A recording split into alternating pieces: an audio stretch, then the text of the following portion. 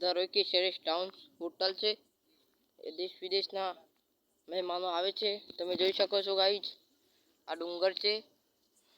એ રાતના સમયે થોડુંક વાતાવરણમાં ફેર છે, પણ એ જોવાનું ચૂકતા નહીં ગાઈઝ. અહીંયા આવજો, તમને સારું લાગશે.